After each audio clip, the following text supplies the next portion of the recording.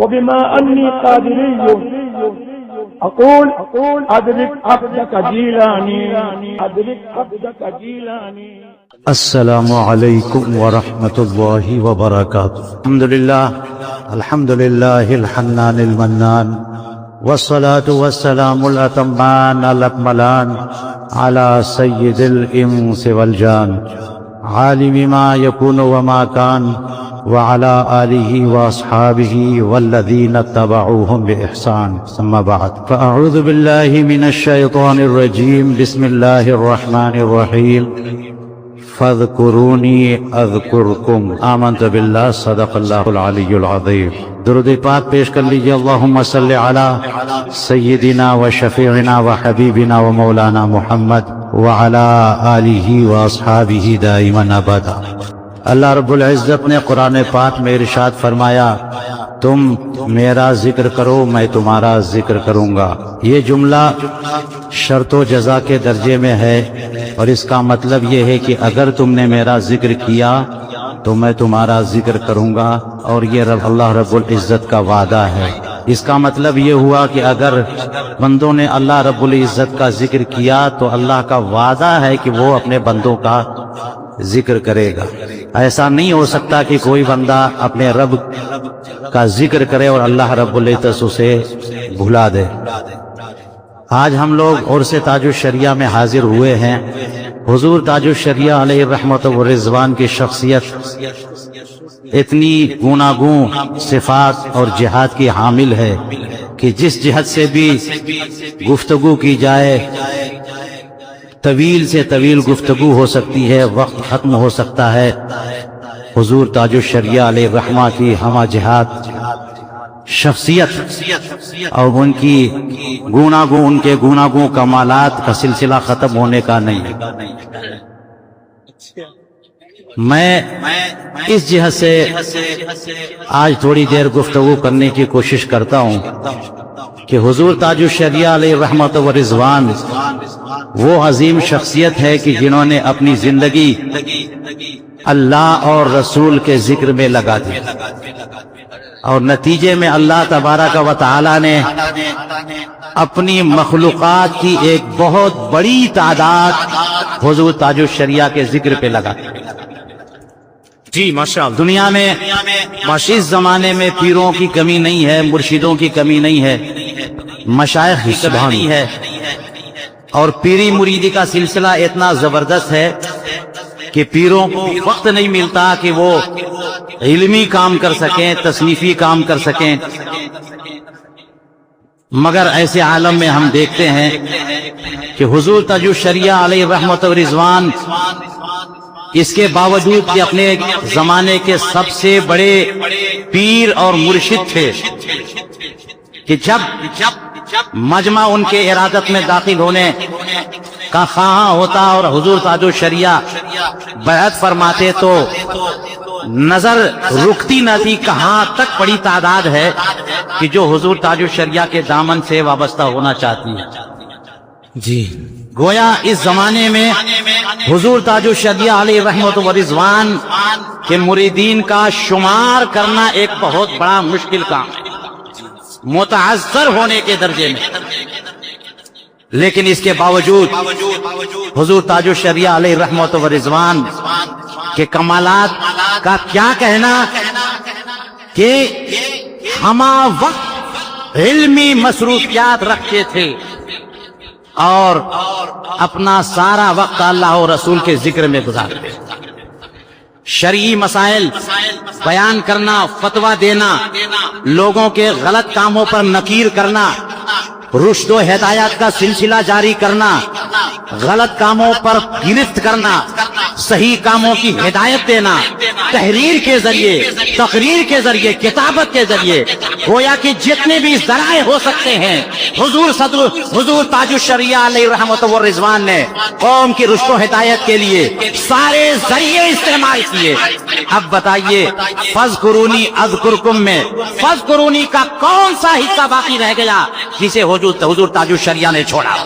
یہی وجہ ہے کہ ہم دیکھتے ہیں کہ حضور تاج الشریعہ علیہ رحمت و رضوان گھر پہ بھی ہیں تو کام کرتے ہیں، سفر میں بھی ہیں تو شریعت کے مسائل بیان کرتے ہیں، خطر میں بھی ہیں تو شریعت کے مسائل بیان کرتے ہیں، یہاں تک کہ پروگرام میں پہنچے تو قیام گاہ میں اسٹیج پر جانے سے پہلے آخری لمحات تک حضور تاج شریعہ کی مصروفیات کا اگر جائزہ لیا جائے تو کوئی نہ کوئی مسئلہ حل کر رہے ہوتے ہیں، کوئی نہ کوئی ایشو کا کو حل کر رہے ہوتے ہیں، یا کسی نہ کسی کی تغلیظ کر رہے ہوتے ہیں، یا ارشاد اور رہنمائی کا کام کر رہے ہوتے ہیں۔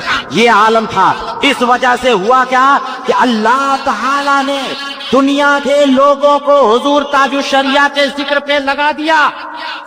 جی ماشاء آپ اللہ۔ دیکھ لیجئے، آج کل کے پیر کے لیے مارکیٹنگ ضروری ہوتی ہے۔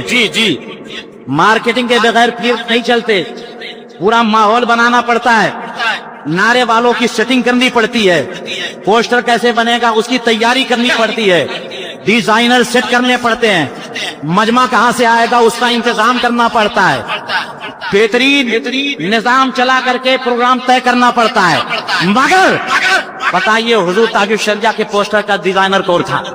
حضور تاج الشریعہ کے لیے مرید ہونے کا جب اعلان کون کرتا تھا؟ کوئی نہیں۔ مگر یہ اللہ کا کام ہے حضور تاج الشریعہ پر کہ انہوں نے اپنی زندگی رب کے ذکر پہ لگائی اور اللہ تعالیٰ نے اپنی مخلوقات کو ان کے ذکر پہ لگا دیا۔ عالم یہ ہے کہ ہندوستان نے صرف تاج الشریعہ علیہ رحمت و رضوان کے نام پر قائم ہونے والے اداروں کو اگر کوئی شمار کرنا چاہے تو شمار نہیں کر سکتا۔ بے شک۔ قائم کرنے والی مسجدوں کو اگر کوئی شمار کر سکتا ہے تو شمار نہیں کر سکتا۔ لگتا ہے کہ یہ دور تاج الشریعہ کا کیا پریشان ہو کر اپنے اداروں کو تاج الشریعہ کے نام سے منسوب کر رہے ہیں۔ مسجدیں بن رہی ہے تاج الشریعہ کے نام سے، ادارے بن رہے ہیں تاج الشریعہ کے نام سے، لائبریریاں بن رہی ہے تاج الشریعہ کے نام سے، یہاں تک کہ لوگ اپنے گھر میں پیدا ہونے والے بچوں کا بھی نام حضور تاج الشریعہ کے گھرانے والوں کے نام سے منسوب کرتے چلے جا رہے ہیں۔ جی ماشاء اللہ۔ یہ فلکونیت کوئی تم ہے، گویا کہ اللہ رب العزت نے فرشتوں کو لگا دیا کہ تاج الشریعہ نے چونکہ اپنی پوری زندگی ہمارے مشن کے لیے وقت کی، اس لیے تم سب لوگ ان کا چرچا کرو، ان کا تذکرہ کرو۔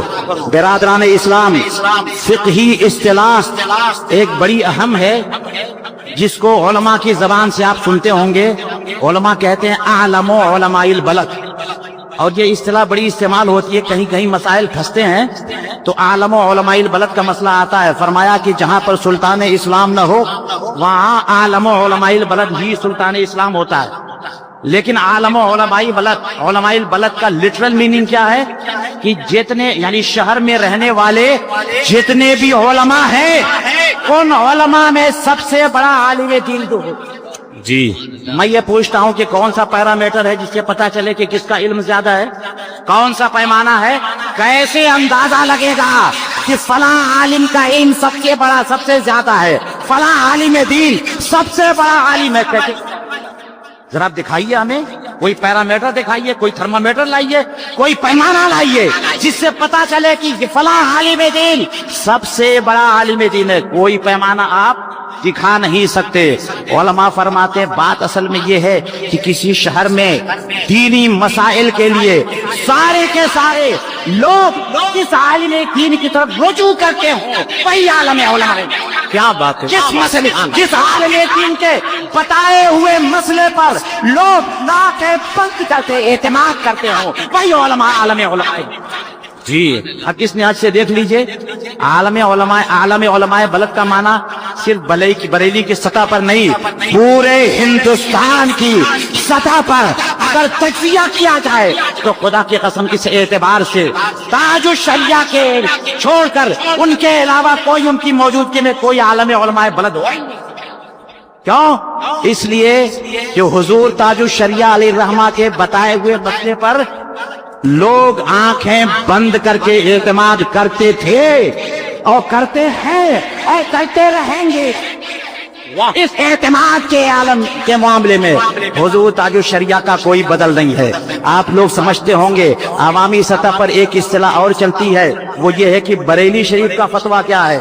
آپ چلے جائیے بنگال میں, اڑیسہ میں چلے جائیے, اور بہار اور جھارکھنڈ, چھتیس گڑھ, تو ہندوستان کے کسی گوشے میں چلے جائیے, جب فتوے کا لفظ آتا ہے تو لوگ پوچھتے ہیں بریلی شریف کا فتویٰ کیا. کیا بات, بے شک بے شک, بریلی اور فتویٰ, بریلی شریف اور فتویٰ یہ دونوں ایک دوسرے کے پیرالل چلتے ہیں. کیا بات, لوگ پوچھتے ہیں بریلی شریف کا فتویٰ کیا ہے. اس کا مطلب یہ ہے کہ جناب ان کو اعتماد ہے تو بریلی شریف کے. بے شک بے شک, معاف. چنانچہ جناب کسی بھی شہر کا فتویٰ لیتے جائیے اور لا کے پیش کر دیجیے, لوگ پوچھیں گے بریلی شریف کا فتویٰ کیا. جی, اور سنیے میں کہہ دوں کہ حضور اعلیٰ حضرت کا جو زمانہ تھا, اس زمانے میں بریلی شریف کا فتویٰ جب کہا جاتا تھا اس سے مراد اعلیٰ حضرت کا فتویٰ ہوا کرتا تھا. جی, اس کے بعد حضور مفتی اعظم ہند علیہ رحمت و رضوان کا زمانہ آیا. اس دور میں ہندوستان کے کسی بھی گوشے میں اگر یہ لفظ بولا جائے کہ بریلی شریف کا فتویٰ کیا ہے, اس کا مطلب حضور مفتی اعظم ہند کا فتویٰ کیا ہے. اور ان کا زمانہ گیا, تاج الشریعہ کا زمانہ آیا, اور اب جب یہ بولا جاتا ہے کہ بریلی شریف کا فتویٰ کیا ہے, اس کا مطلب حضور تاج الشریعہ, سبحان اللہ سبحان اللہ, یعنی تاج الشریعہ کا فتویٰ. اس کا مطلب ہندوستان کے گوشے گوشے میں لوگ بریلی شریف کے فتوے پر آنکھ بند کر کے اعتماد کرتے ہیں. جی ماشاء اللہ, اعتماد کرتے ہیں. اس سے سمجھ میں آیا کہ عالم علماء بلد رہی, عالم علماء بلاد حضور تاج الشریعہ علیہ الرحمہ تھے. اور آج کیا بات, تاج الشریعہ کے فتاویٰ کی 12 جلدیں یہاں پر آپ کو دعوت نظارہ دے رہے ہیں. سبحان اللہ سبحان اللہ. کوئی کہہ سکتا ہے کہ اس زمانے کے نہیں, اس سے پہلے 100 سال بیک جائیے, حضور اعلیٰ حضرت کے بعد کوئی ایسا پیر کامل, مرشد کامل جس کے لاکھوں لاکھ مرید ہوں, کیا اس کے فتاویٰ اتنی بڑی تعداد میں منظر عام پر آ سکتے ہیں؟ ہم نے دیکھا حضور تاج الشریعہ کی مصروفیات, جب ہم لوگ سلام کرنے حاضر ہوتے تو سلام کرنے کا موقع نہیں ملتا, لائن لگی رہتی. مرید ہونے والوں کی لائن, مسائل حل کرنے والوں کی لائن, ہندوستان کے گوشے گوشے سے لوگ اپنے ایشوز لے کے آتے ہیں بریلی شریف چلنے مسئلہ حل کرنے کے لیے. پتہ نہیں حضور تاج الشریعہ نے یہ سوالات, یہ فتاویٰ کب لکھے. معلوم ہوا کہ جامعہ ازہر سے آنے کے بعد حضور تاج الشریعہ نے جو چند سال مرکزی دارالافتاء میں کام کیا, اتنے کام کو 12 چیزوں نے پیش کیا گیا فتاویٰ تاج الشریعہ کی شکل میں. بتاؤ پوری زندگی میں حضور تاج الشریعہ علیہ الرحمہ نے جو تحریری فتویٰ دیے, اور اس کے بعد وہ ہزاروں ہزار کی تعداد میں 100 فتاویٰ دیے, ان سب کو اگر کمپوز کر کے اور ان کو ایڈٹ کر کے شائع کر دیا جائے تو کتنی جلدیں ہوں گی, کون اندازہ لگا سکتا ہے.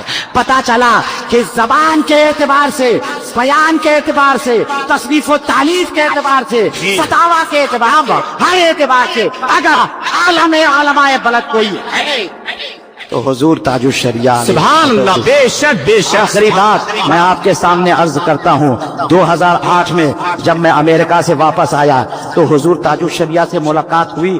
اس وقت حضور تاج الشریعہ علیہ الرحمہ نے امریکی پروفیسر, امریکی صوفی اسکالر نوہام کیلر کے ایک آرٹیکل کا جواب رد لکھ رہے تھے.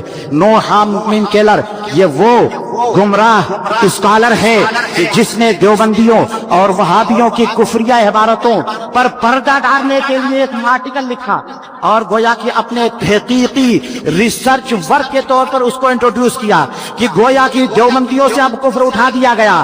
جب یہ آرٹیکل عرب کنٹریز اور ویسٹرن کنٹریز میں منظر عام پر آیا تو دیوبندی لوگ خوشیاں منانے لگے اور یہ سمجھنے لگے کہ جناب نوہام کیلر کے اس آرٹیکل کا کوئی رد لکھنے والا پیدا نہ ہوا.